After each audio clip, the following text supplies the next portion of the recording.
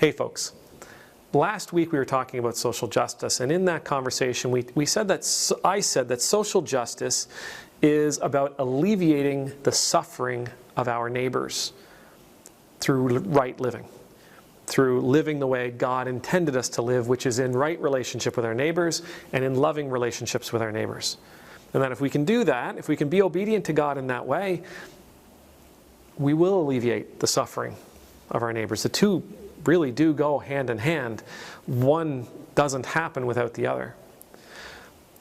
But as I was thinking about that talk, putting that talk together last week, one of the other thoughts that popped into my brain was, but Ed, there's a lot of suffering.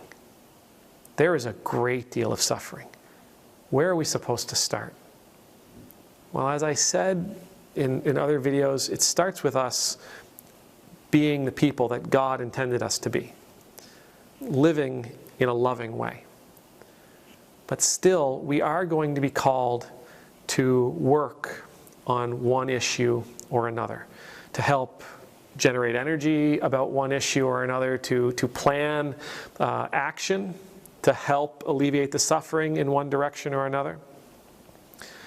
How do we know where to start? How do we know what issue to begin with? How do we know where to dive in? Because there's so much, and we can't do it all. That's a very important lesson. We can't do it all. There's so much. Where do we begin? I want to offer you something that was taught to me when I was doing a course in Halifax, when I was in seminary. Every Anglican seminarian, to become a priest, we have to complete a course called Clinical Pastoral Education, CPE. And really what it is we work in a professional environment, whether it's a hospital or a prison, or some sort of facility, where we are there as a chaplain to the various people involved, whether it's patients or inmates or the professionals that work there. And in that class, I had an experience where I was in a room, there was a gentleman dying, and in this room there had to be 15 or 16 people. His family were there. And this was long before COVID, when we could actually get together like that. But there were about 15, 16 people in this room, and his wife was there, and his daughters were there, and the daughters' boyfriends and husbands were there, and the children were there, the grandchildren were there, and there was a couple of friends in the room, friends of this person, friends of the wife, and I was absolutely overwhelmed. There was so much grief in this one room. I didn't know where to start. I had no idea where to start, and so I didn't. I just listened. And I listened. And even though the wife was in a great deal of pain, even though his daughters were in a great deal of pain, even though the friends were mourning, and his grandchildren were kind of aware of what was going on, and they were scared by it, but they weren't, you know what kids can be like, young kids can be like. They were confused in the moment. As I listened, there was one person who needed my attention the most. Despite everything else that was going on, there was one person that needed my attention the most, and it was his mother. So I spent my time with her. I spent my time with her. I asked her questions. And as I began asking her questions and she began answering, the rest of the room sort of grew quiet. They listened. They listened. In particular, they wanted to hear from her. They offered her that moment. And I would ask her a question and she would give me an answer. And I would ask her a question and she would give me an answer.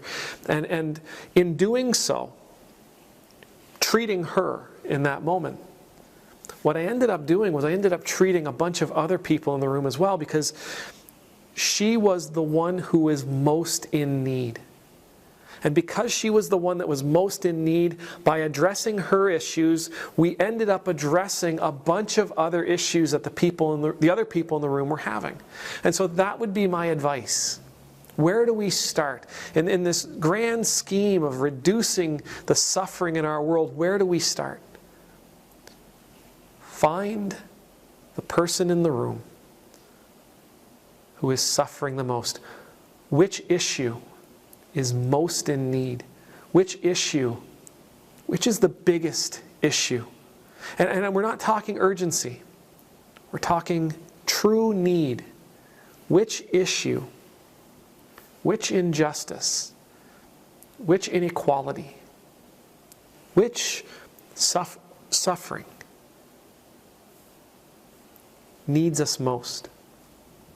And my suspicion is if we focus on that one thing, and I really mean focus on that one thing, exploring that one thing, dealing with the issues involved with that one thing, responding to that one thing, what we'll end up doing is we will end up alleviating a lot of other issues and a lot of other elements of suffering.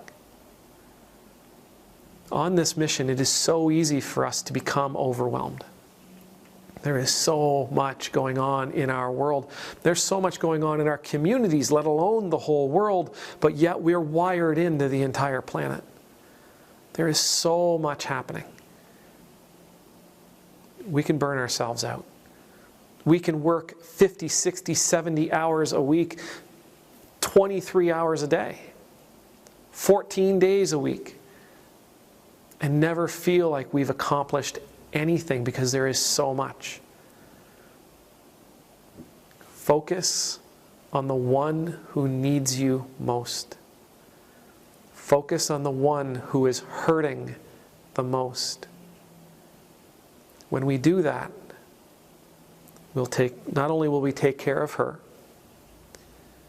but we'll end up taking care of a lot of other things around her. May the Lord bless you. May the Lord keep you. May the Lord's face be made to shine upon you and be gracious to you. May the Lord's countenance be lifted up to you. May you always know the peace of being in the Lord's presence. And I pray,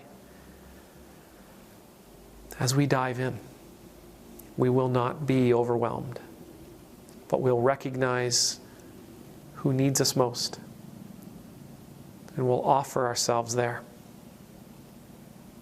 Amen.